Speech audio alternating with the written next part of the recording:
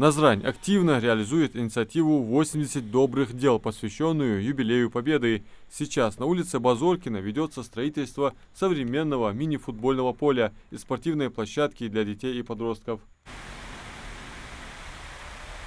Подготовительные работы уже завершаются. Территория расчищена от кустарников и мусора, а вот-вот стартует этап монтажа специализированного покрытия и установки игрового инвентаря.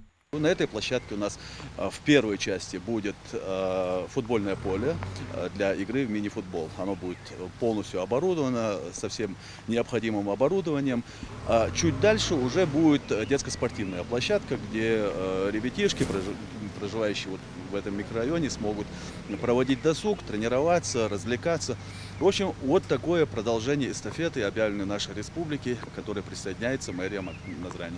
Акция «80 добрых дел» – своего рода уникальный проект, призван обеспечить комфортными условиями для занятия спортом среди молодежи, способствовать развитию чувства патриотизма и гордости за свою страну. Глава нашей республики Махмуд Али Калиматов объявил своего рода эстафету. Это флешмоб «80 добрых дел», приуроченный к 80-летию победы нашей страны в Великой Отечественной войне.